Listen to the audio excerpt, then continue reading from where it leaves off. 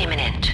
30, 29, 28, 27, 26, 25, 24, 23, 22, 21, 20, 19, 18, 17, 16, 15, 14, 13, 12, 11, 10, 9, 8, 7, 6, 5, 4, 3, 2, 1. Commence. Attention all. Self-destruction initiated.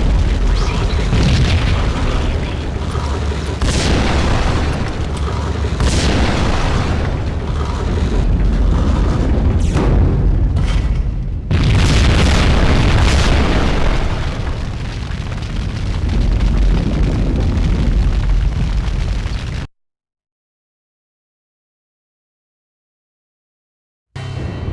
Piece together a jigsaw, and the final picture is you finishing that same puzzle.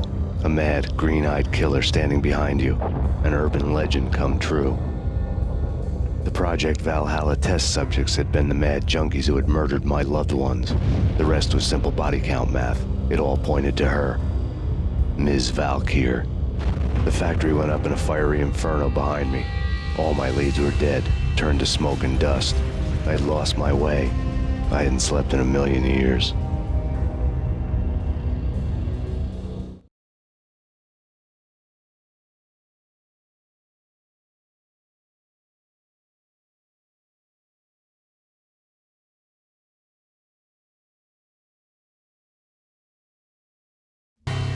I felt thin as death. I've been living on an endless supply of week-old donuts. They were fuel for this crazy furnace inside my head. I couldn't remember when I had last seen the sun. I was on a permanent graveyard shift. When the darkness fell, New York City became something else, any old Sinatra song notwithstanding. Bad things happened in the night, on the streets of that other city, Noir York City.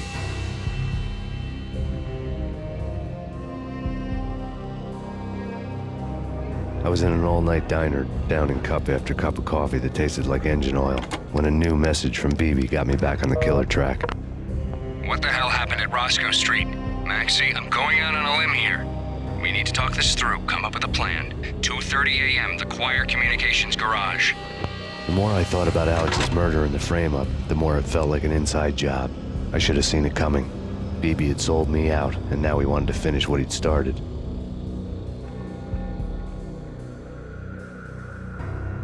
The garage was dead. BB showed up in his tailor-made suit, gold watch, and cufflinks to match, all way beyond a cop's pay. Maxie.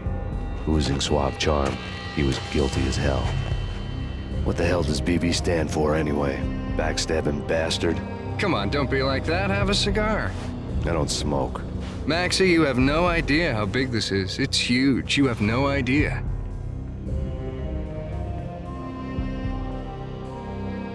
I think I do. You're a bribe-taking bent cop who sold out his partner. Those mobsters in the subway were a dead giveaway. Hard to miss. Bet it was exactly like this with Alex. Up close and personal. You can't win this one, Max. No, but I can make damn sure none of you do either. BB turned out to be another cardboard cutout bad guy.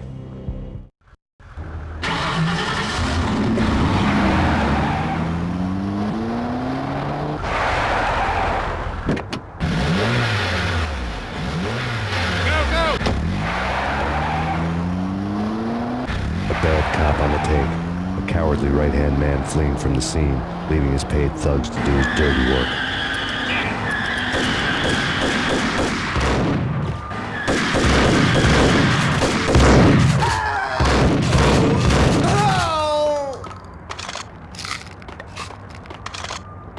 That's Payne?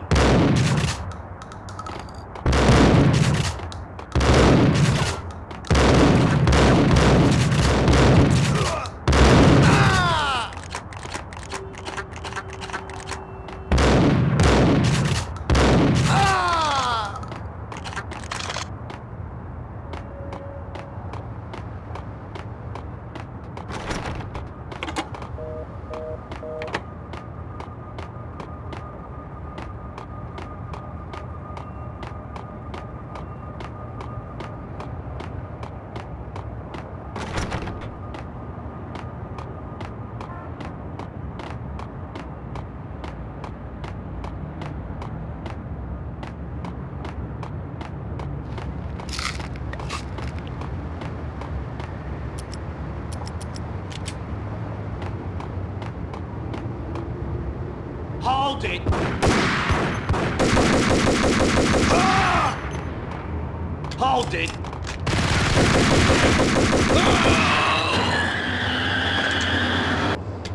Hey,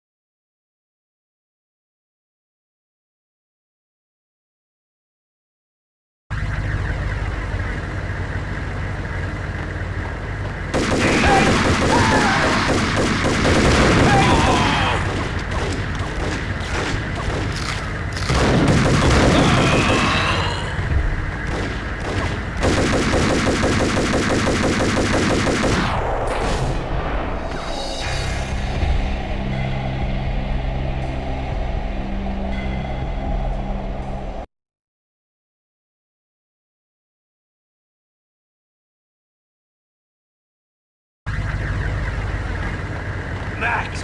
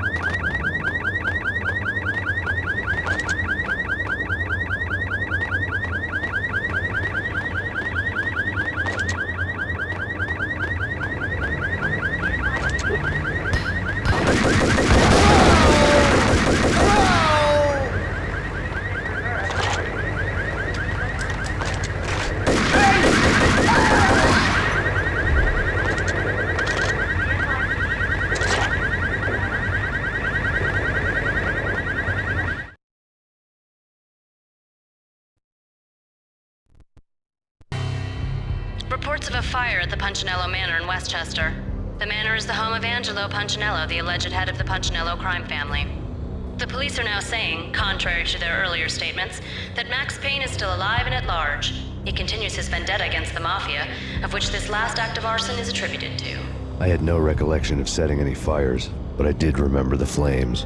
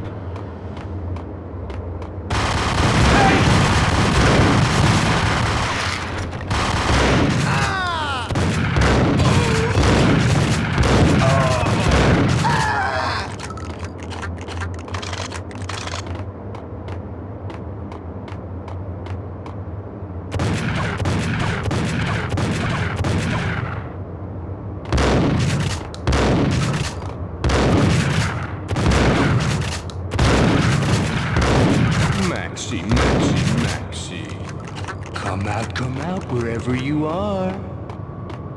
You know, I really hate people who refuse to see the inevitable. Refuse to do the smart thing.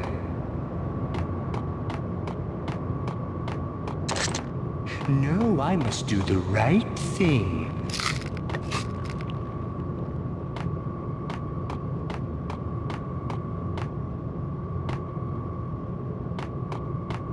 I blame you. For a smart guy, you really can be stupid at times.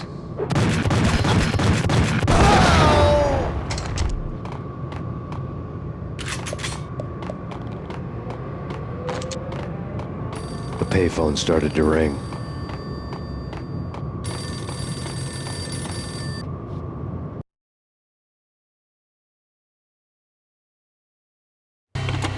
Yeah, Max Payne, whatever does it for you.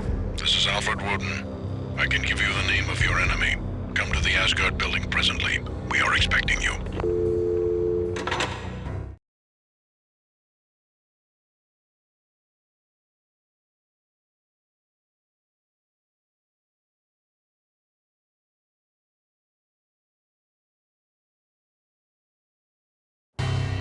Woden was waiting for me on the steps of the old building. Mr. Payne, let's go inside. The others are anxious to begin. The others? Despite the general misconception, this building actually predates the City Hall by 2 years, thus being the oldest municipal building still in use here at the foot of the Brooklyn Bridge. No kidding. The old man played tour guide as he led me through a dark, domed hall. The answers I was after loomed large ahead.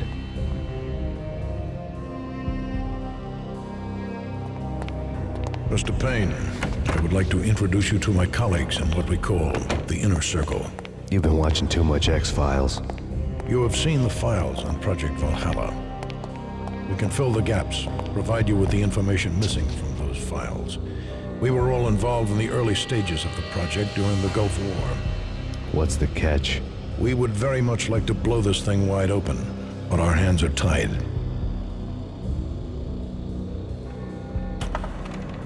Her name is Nicole Horn. She was the key figure in Project Valhalla. When the funding was discontinued, she simply refused to quit.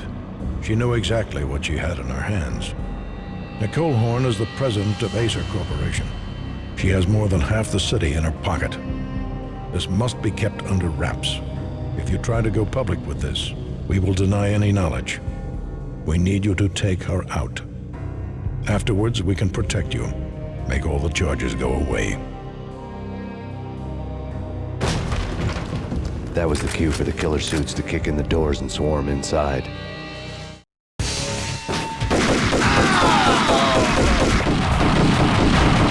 was an impressive floor show, but I decided to leave early anyway. It was only a one-story fall. Lucky me.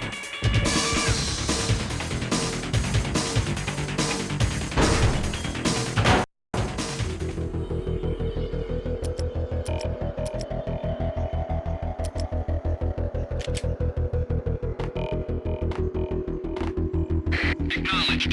Target escaped. Last confirmed location, the inner courtyard. Search and destroy.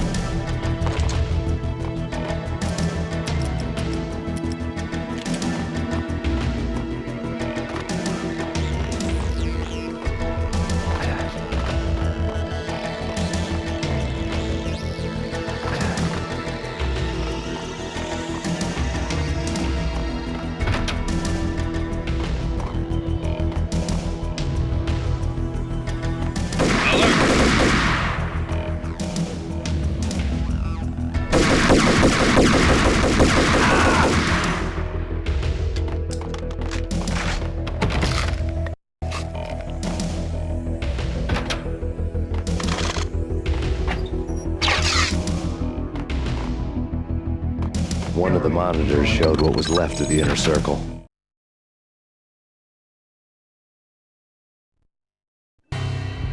On screen, the so-called corpse of Alfred Woden stood up, miraculously waking from his dirt nap, looking smug among his dead pals. In the land of the blind, the one-eyed man is king.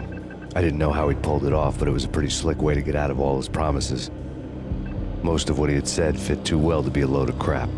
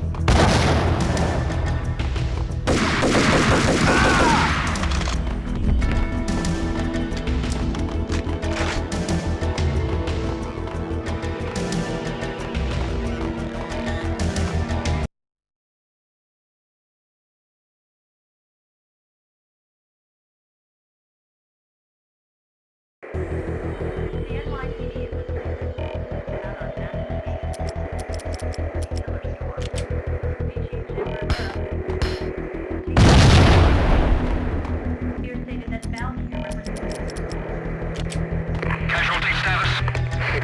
Alert!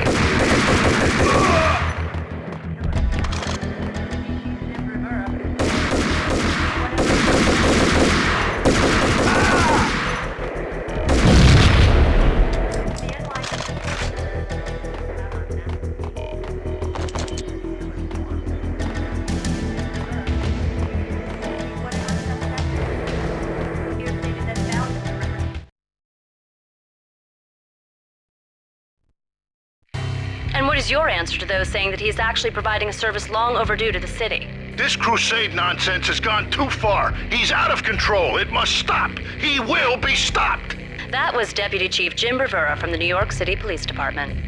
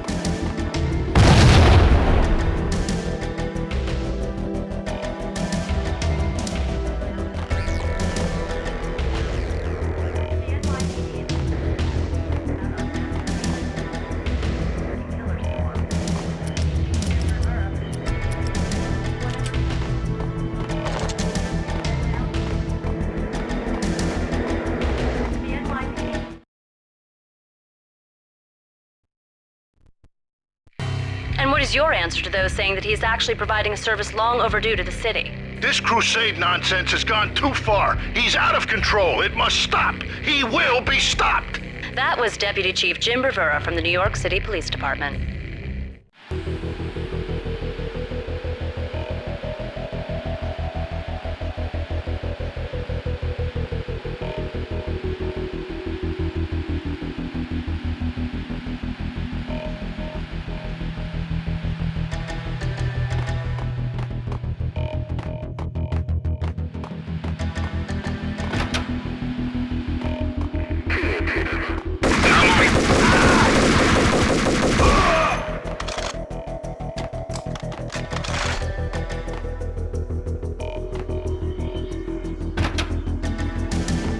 A videotape lay on the desk.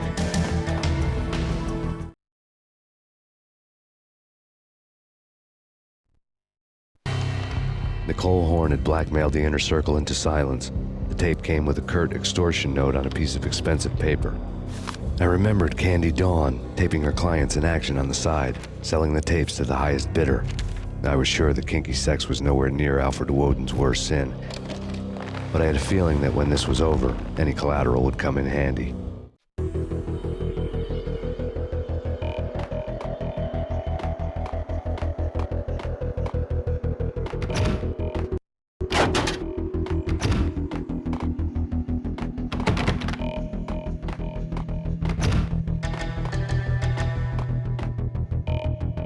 Woden had left me a present.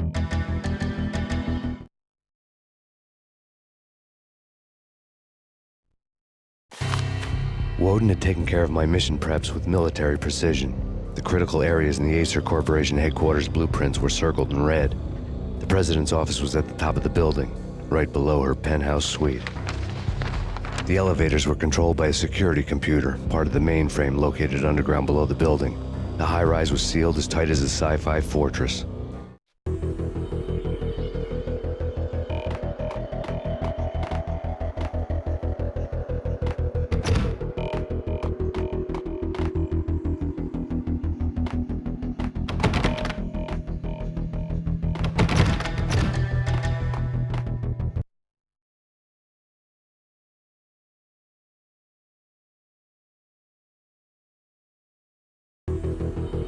In pursuit of the intruder.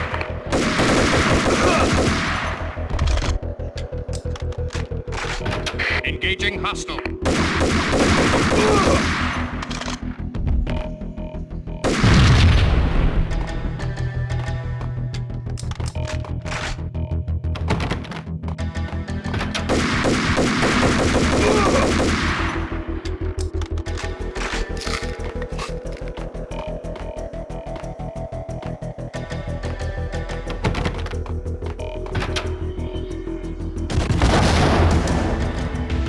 The best movie ending ever? Oh, gotta be Butch Cassidy and the Sun.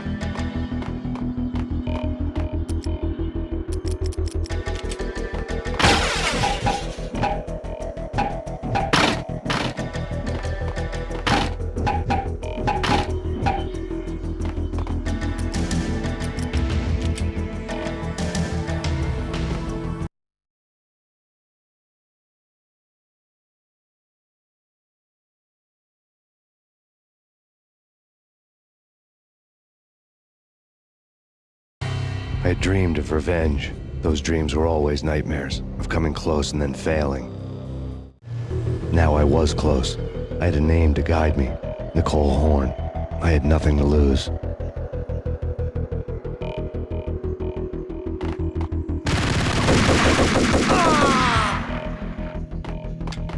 The Inner Circle had quite a track record.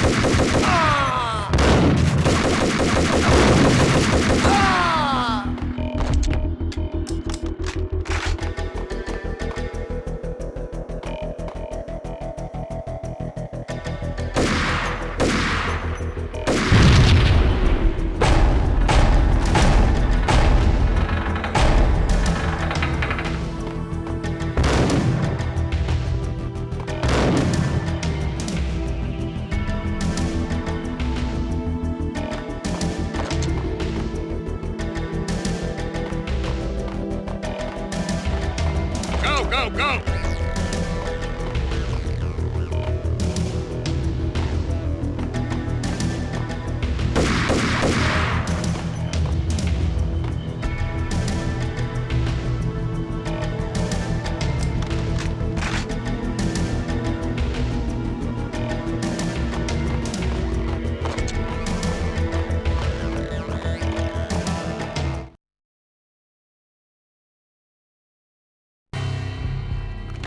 Project Valhalla had not been the only thing the Inner Circle had been involved in. There were rows of cabinets full of files. The Serpentine Secret Society went back a long way, always pulling strings from the shadows. I couldn't say I was sorry. Woden's move in some Byzantine power game had cut the Circle's membership roster to 1. The old man wanted me on cleanup duty. It was my mess, too.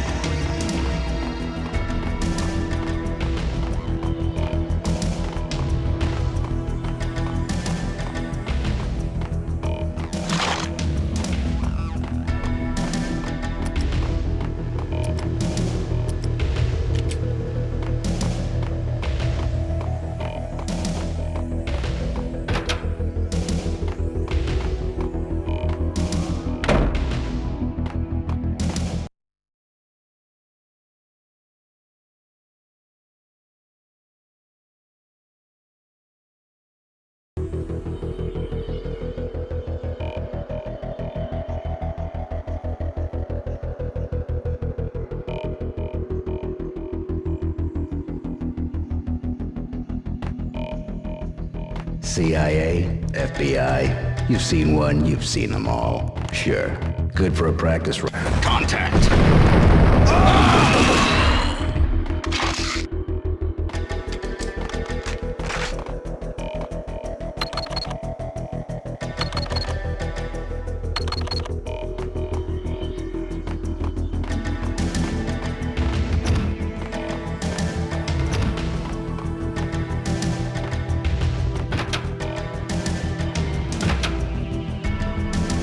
Take him down. Shoot to kill.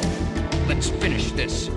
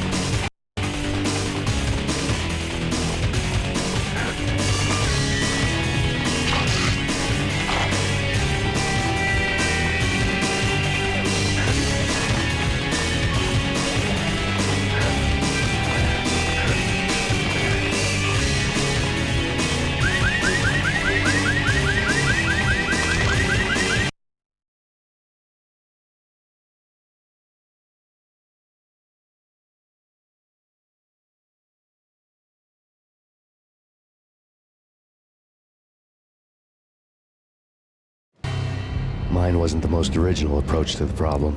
It wasn't as if it hadn't all been done before. An eye for an eye, the first principle of revenge. Old as dirt, still going strong. The cardinal rule in going after someone with an intention to kill was not to make it personal, which it almost always ended up being anyway. It did with me.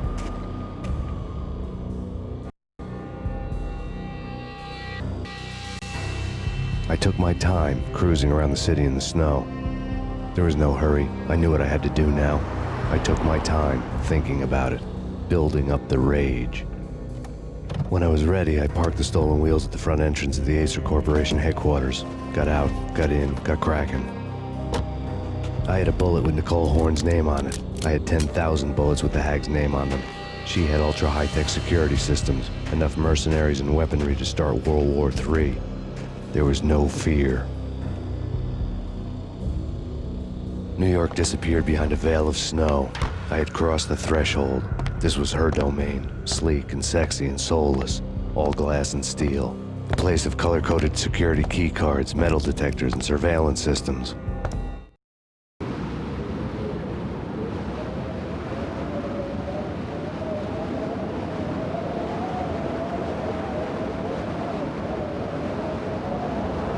Colder than a walk-in fridge.